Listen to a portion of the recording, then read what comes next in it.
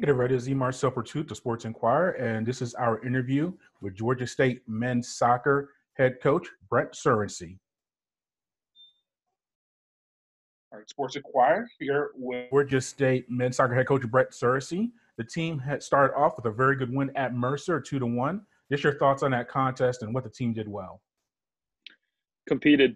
It was going to be really tough for a variety of reasons, just because we weren't able to have any exhibition games. We're accustomed to having 3 before we play a real game, so to speak. So, there was always going to be some just some sloppy play and just kind of getting acclimated to the season. On top of that, just with injuries that we've had, we've not been able to play full-sided. So that was really our first rendition of playing full numbers. And it happened to be a game that mattered. And then on top of all of that, obviously Hurricane Sally made her way through and hit Macon pretty well. So the field was very saturated and very wet, but maybe not the prettiest of games. Mercer's a good team, but we were able to do enough on the night, and I was really pleased for the guys. I thought they really competed, and I think it was something that we needed and will allow us to take another step forward hopefully this week. And Aris Briggs had 2 goals for you. Just discuss his contributions and continuing off from last season and giving you two goals in the contest. Yeah, no, it was big. First goal, excellent ball by Justin Guest, and Aris was in the right spot, and probably a fairly easy finish for him. But credit to the 2 of them for being in sync, and they've done that quite a few times in training. So it's good to see it come across in the game. And then the second goal is just, a wonderful ball by George Proctor, and just an unbelievable header by Aris. It was a very, very good goal. So yeah, no, hopefully he can continue his scoring ways. As you mentioned, he had a good season last year and was able to get off to a good start last week. And Paul Tyson made several key saves in the contest. What about his performance in the defense in general? Just what that back line, how did he perform in that game? Yeah, I was really pleased with our back line. In particular, Alex Henderson, just because it was his first game. His first collegiate start, his first college game, and he played really, really well. Helps when you have a guy like George Proctor next to him who's been along for a number of years, and Ramon Munoz, who started the majority of our games for us last year. I thought all of them did really well.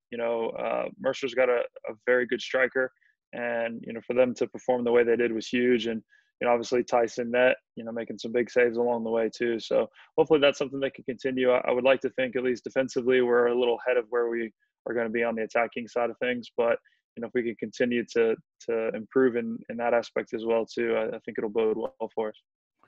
It was a very non-traditional preseason, as we've discussed, and everyone knows who's listening to this. How do you think the team handled that and just held up first game-wise? You've had many first contests as a head coach. How do you think the team just held up physically and mentally just for not having normal circumstances with their practices? Honestly, I think it was just a bit of a relief for everybody. It's hard to say that we weren't going to be competitive and we didn't want to win and we didn't want to, go out there and treat it as if, like you said, it was a normal first game. But, to be honest, when the whistle blew and the game started, it was almost like a deep breath and said, we made it. It truly did feel that way. I think that probably wore off pretty quickly as the competitive juices started to flow. But, it really did feel like a sense of accomplishment to get to that point. And, I think our guys have done the right things off of the field to put them in good situations and minimize risk of, COVID. And, the fact that we were able to, to go and play and compete in the game when the majority of teams across the country aren't doing so, I thought was a really big feather in our cap. And, I was pleased for the guys. You said it. It was atypical. It was, as different as it probably will ever be. But, when the whistle blows and, you're playing against another team, it just becomes soccer at that point. So, I think once the initial,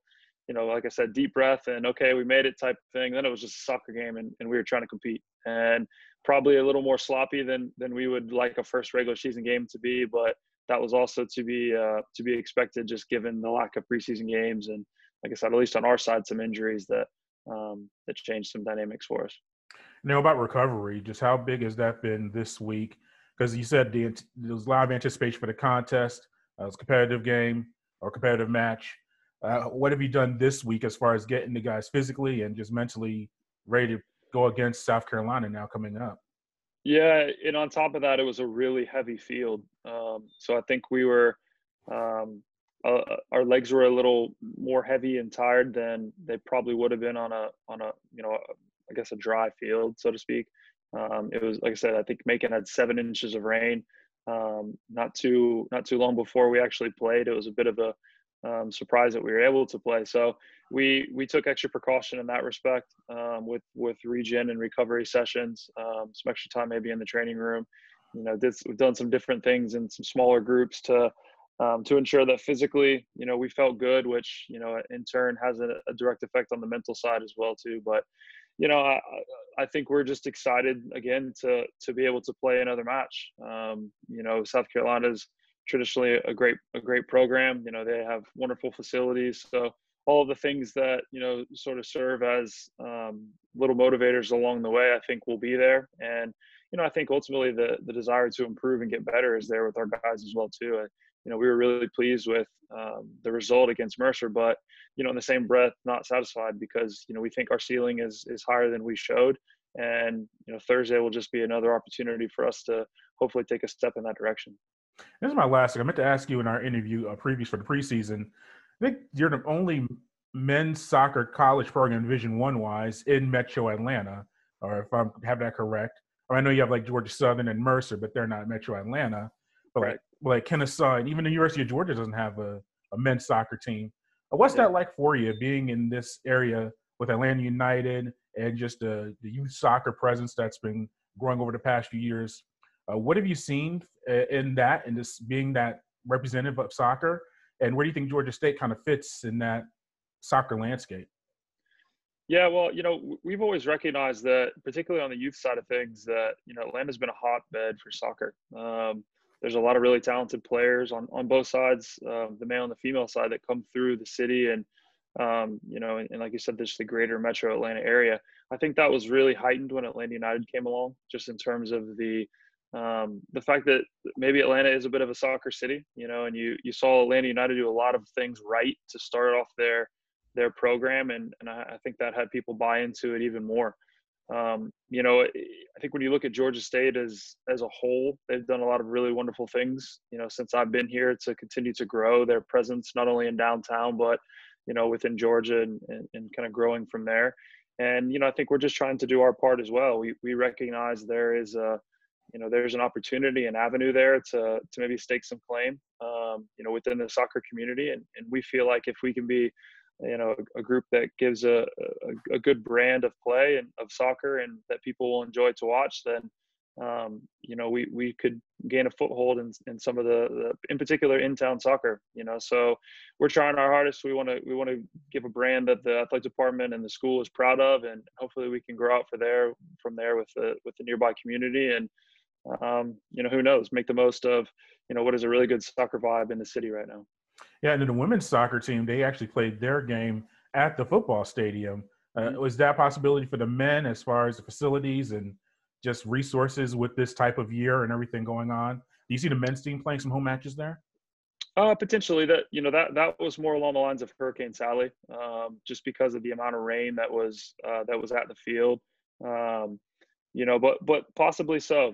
That is a backup venue for us if we need be. Obviously, that's the main venue, and the number one tenet of that is the football team. So, with us playing games on Saturdays, a lot of times there's overlap. So, may not be feasible or possible, but, we're proud of our home field at Panthersville as well too. So, wherever it is, as long as it's a Georgia State venue, I think there'll be, an equal amount of excitement from us just to play at home. And,